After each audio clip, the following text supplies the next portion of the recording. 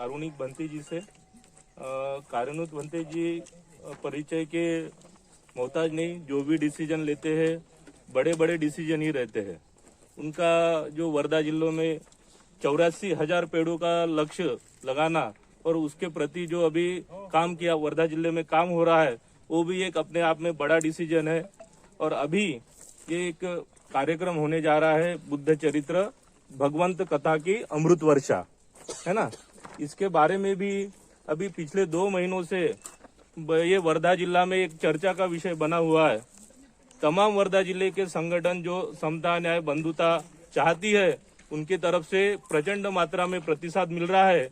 लेकिन उसके साथ साथ ही कुछ लोगों के तरफ से, कुछ संगठनों के तरफ से ये भी पूछा जा रहा है कि क्या ये भगवंत कथा जो इस जो बैनर है इसमें भगवंत कथा या फिर महापंडित। तो भंते जी, मैं आपसे पूछना चाहूंगा कि क्या ये शब्द इसकी वजह से पूरे वर्धा में भी चर्चा का विषय बना हुआ है कि क्या ये शब्द बौद्ध साहित्य में प्रचलित है या यहाँ पे साहित्य में अपने यहाँ पे कुछ प्रमाण मिलते हैं? तो कृपया हमारे जो साथी है जो इस YouTube के माध्यम से सुनेंगे तो इनके जरा स्पष्ट करिए, क्योंकि असमंजस की स्थिति बनी हुई है, दुविधा की स्थिति बनी हुई है। बहुत अच्छा, बहुत अच्छे सवाल पूछे हैं। सबसे पहले आप सभी उपासक उपासिका दर्शकों के लिए बहुत बहुत शुभकामनाएं। उनके सुखी समृद्धशाली मंगलमयी जीवन की मैं कामना करता हूं कि आप सबका जीवन सुखमय हो, मंगलमय हो, सभी का मंगल हो, सभी का मंगल हो, सभी का मंगल हो। आज हम बुद्ध चरित्र भगवंत कथा शांति संदेश यात्रा में शांति स्तूप पर सभी लोग उपस्थित हुए हैं और 25, 26, 27 नवंबर 2023 भगवान बुद्ध के संपूर्ण जीवन चरित्र पर ये जो आयोजन अष्टमंगलम फाउंडेशन द्वारा किया जा रहा है, वर्धा वासियों के सभी के विशेष सहयोग से, तो इस कार्यक्रम का जो शीर्षक है बुद्ध चरित्र भगवंत कथा की अमृत वर्षा। इस कार्यक्रम को लेकर के जो सवाल पूछा गया है, जो मन में संदेह की स्थिति है, बुद्ध चरित्र किसी भी महापुरुष का जो जीवन चरित्र होता है वो पथ प्रदर्शक होता है और विश्व में बौद्धों के लिए भगवान बुद्ध का जो जीवन चरित्र है केवल बौद्धों के लिए नहीं बल्कि पूरी दुनिया के लिए उनका जीवन चरित्र मार्गदर्शक है। और पूरी दुनिया जो है आज बारूद के ढेर पर बैठी हुई है। विकास के नाम पर विस्फोट का इतना पदार्थ बनाया गया है कि एक विस्फोट में ये पूरी दुनिया खत्म हो सकती है। और आज पूरी दुनिया को यदि कोई बचा सकता है तो आज दुनिया को युद्ध नहीं, बुद्ध की जरूरत है। बुद्ध ही दुनिया को बचा सकता है और आज विश्व शांति की बहुत ही आवश्यकता है। द्वितीय विश्व युद्ध में नागासाकी हिरोशिमा में जो बम गिराए गए, जापान में जो जापान का नुकसान हुआ, वहां से एक बौद्ध भिक्षु पूज्य फ्यूजी गुरुजी द्वारा पूरी दुनिया में विश्व शांति का संदेश देते हुए विश्व शांति के स्तूप बनाए गए हैं। आज हम ऐसे स्तूप में यहाँ पर पूजा करने के लिए सभी लोग उपस्थित हुए हैं। तो मैं यहाँ पर यही आपको बताना चाहता हूँ कि बुद्ध चरित्र भगवंत कथा, तो भगवंत जो शब्द है बाबा साहब ने अपने लेखन में अनंत बार उसको जो है उपयोग किया है। और भगवंत जो शब्द है वह पाली भाषा का शब्द है। जब हम नमो तस्स भगवतो अरहतो सम्मा संबुद्धस्स बोलते हैं तो उसमें जो भगवतो शब्द है उसका मूल धातु शब्द देखते हैं तो उसका होगा भगवत। तो ये भगवत कथा और जो भगवंत कथा है, भगवान बुद्ध के लिए पाली साहित्य में भगवा इतपिसो भगवा, जैसे ही हम पूजा करते हैं तीर्थ वंदना उसमें ही आता है, तो भगवा, भगवंत, भगवत, ऐसे अनेक शब्द भगवान बुद्ध के जीवन के लिए उपयोग हुए हैं, उनके संबोधन के लिए। और जो है जो कथा शब्द है, बौद्ध धर्म में ऐसे 70 ग्रंथ हैं जो कथा के नाम से हैं। भगवान बुद्ध जो हैं वह दुनिया के प्रथम कथाकार हैं। अनेक कथाएं उन्होंने अपने प्रिय शिष्य आनंद को उन्होंने सुनाई हैं अपने जीवन से संबंधित। इसलिए पूरे त्रिपिटक को अगर हम पढ़ते हैं, अध्ययन करते हैं, तो इस अध्ययन में बिना अट्ट कथाओं के उसे पूर्णतया नहीं जाना जा सकता है। ये अट्ट कथाएं हैं जो भगवान बुद्ध ने जो उपदेश कब कहाँ और कैसे कौन सा उपदेश किस कारण से दिया, इसकी विस्तृत जानकारी हमें अट्ट कथाओं में मिलती है।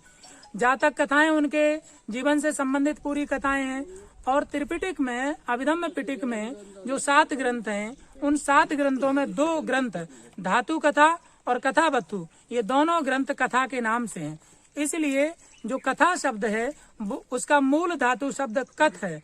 कथ धातु से बना है, जिसका मतलब है कथन, किसी को विस्तार से कथन करना। तो भगवान बुद्ध की जो वचन है वो जो है गाथा और कथा के रूप में संग्रहित किए गए हैं। गाथा का मतलब होता है पद के रूप में जो पद गाए गए हैं, और जो गागर में सागर भरने जैसा है। और कथा का मतलब है जिसे विस्तार से कहा जाए, कथन किया जाए। तो और अमृत कथा, ये कथा ऐसी है कि जिसने इस ज्ञान रस का पान किया, तो इस ज्ञान का श्रवण करके व्यक्ति अपने जीवन को श्रेष्ठ और धन्य बनाता है। वो जीवन अमृत पद को प्राप्त हो जाता है, जो प्रमाद रहित होकर के कुशल कर्मों में लगे रहते हैं लोक कल्याण के लिए। तो बोधिसत्वों का जो जीवन है वह कैसा है, अमृत पद को प्राप्त होता है, जो ना मरे। अमृत का मतलब है अमर, जिसकी मृत्यु नहीं होती। तो जिस व्यक्ति का जीवन में कर्म महान होता है, उस व्यक्ति की सह शरीर ना रहते हुए भी वह अनंत कालों तक, अनंत पीढ़ियों को जीवन जीने की एक नई ऊर्जा, नई प्रेरणा देता है। इसलिए उनकी मृत्यु नहीं होती, वह अमृत पद को प्राप्त होते हैं। इसलिए धम्म पद के अपमाद वग्ग की प्रथम गाथा ही है, अपमादं अमतं पदं पमादो मचनो पदं। जो लोग अप्रमादी होकर के जीवन जीते हैं वह अमृत पद को प्राप्त होते हैं, उनकी मृत्यु नहीं होती, वह सदैव स्मरणीय रहते हैं। और पमादो मचनो पदंग, जो प्रमादी होकर के बुरे कामों में रत रह करके जीवन जीते हैं, वो लोग जीते जी मृत्यु के समान होते हैं, क्योंकि उनके परिवारी जन, बेटे बेटियां ही उनका सम्मान नहीं करते, जीते जी मृत्यु जैसे होते हैं। तो इसलिए ये भगवान बुद्ध का जीवन चरित्र, ये दर्शन, जिसे हम आदर्श मान के अपना जीवन जिए, कोई भी व्यक्ति अपने जीवन को अमृत पद को प्राप्त कर सकता है। इसलिए इस पूरे शीर्षक का नाम बुद्ध चरित्र भगवंत कथा की अमृत वर्षा नाम से इसको रखा गया। और खास करके जो पूज्य भंते जी को जो उपाधि महापंडित पूज्य आचार्य भिक्षु प्रियदर्शी थिरो, तो ये महापंडित की जो उपाधि है, धम्म पद में भगवान बुद्ध ने 6वां जो वग्ग है, उस अध्याय वर्ग का नाम ही है पंडित वग्ग।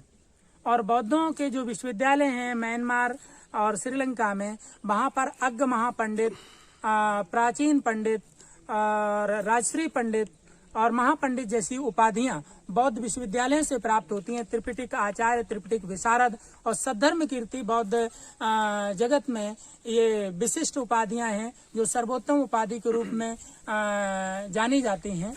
और बौद्ध विद्या के ऐसे प्रखर विद्वान, जिन्हें बुद्ध शासन के 10,000 सूत्र कंठस्थ याद हैं, तो पूरे बौद्ध दर्शन और उसकी जो मार्मिक व्याख्या करने में बहुत ही कम आयु में जो ऐसे समर्थ विद्वान हैं, ये बौद्ध जगत के लिए, भारतीय लोगों के लिए, सभी बौद्ध अनुयायियों और बौद्ध भिक्षु और बौद्ध उपासक उपासिकाओं के लिए ये बड़ी गर्व की बात है। ऐसे महान विद्वान के द्वारा हम भगवान बुद्ध के जीवन चरित्र का यहाँ श्रवण कर रहे हैं।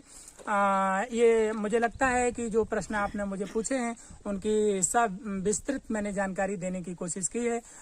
और भी लोग हमसे मिलते हुए इस तरीके की कुछ भी संदेहात्मक बातें हैं तो वो हमें पूछ सकते हैं। और हमने सभी शब्दों का यहाँ पाली, बौद्ध साहित्य, बौद्ध शब्दावली से संबंधित ही शब्द विन्यास को मैंने यहाँ पर प्रयोग किया है। जी भंते जी, आप इस रैली के माध्यम से वर्धा वासियों को क्या संदेश देना चाहेंगे भंते जी? तो मैं इस रैली के माध्यम से सभी वर्धा वासियों को और सभी देशवासियों को मैं यही संदेश देना चाहता हूँ कि भगवान बुद्ध का जो जीवन चरित्र है वो हमारे लिए पथ प्रदर्शक है, वो आदर्श जीवन है। जो जीवन, मनुष्य जीवन हमें मिला है, ये दुर्लभ जीवन है और ये 5 दुर्लभ बातों में से एक है। और इस दुर्लभ जीवन को हम कैसे श्रेष्ठ बनाएं, उसके लिए कोई आदर्श चरित्र है, कोई साधना मार्ग में जीवन के परमार्थ लक्ष्य को पाने के लिए, तो वह भगवान बुद्ध का जो जीवन चरित्र है वही ऐसा पथ प्रदर्शन करने में समर्थ है। इसलिए मैं सभी वर्धा वासियों से और जो लोग भी हमें सुन रहे हैं उन सभी को मेरा विनम्र आग्रह है कि आप सभी लोग बड़ी से बड़ी संख्या में विद्यार्थी गण और सभी धर्मों के अनुयायी गणों से मेरा अनुरोध है कि आप भगवान बुद्ध की तप साधना और मनुष्य जीवन के उत्थान के लिए उत्तम मंगल जो उपदेश दिए गए हैं, उत्तम मंगल जो कार्य बताए गए हैं, हम चाहते हैं कि आप अपना बहुमूल्य समय निकाल करके ये श्रवण करने के लिए जरूर आएं। क्योंकि 5 दुर्लभ बातों में एक दुर्लभ बात यह भी है कि मनुष्य जन्म ग्रहण करके सधर्म का सुनना मिले, उन्हें जीवन कैसे जिया जाए, जीवन जीने की कला सीखने का अवसर मिले, साधना का अवसर मिले। ये बहुत ही पुण्यवान बात है। यही आग्रह करता हूँ समस्त वर्धावासियों को। धन्यवाद। तो ये थे भंते का पूज्य कारुणिक भंते जी। हम सभी आपसे अनुरोध करते हैं कि ये 25, 26 और 27 तारीख को 3 दिवसीय बुद्ध चरित्र भगवंत कथा की अमृत वर्षा, इस कार्यक्रम का श्रवण करने बड़ी से बड़ी संख्या में आए। धन्यवाद। जय भीम, नमो बुद्धा। अष्टमंगलम फाउंडेशन को इतने बड़े और विशेष आयोजन करने के लिए हमारी पूरी टीम धन्यवाद करती है कि इतना विशेष आयोजन हम सभी को ऐसा सधम्म श्रवण कराने का जो आयोजन किया, इसका पुण्य लाभ उन्हें मिले। इसी के साथ सभी को मंगल कामनाएं। साधु साधु साधु।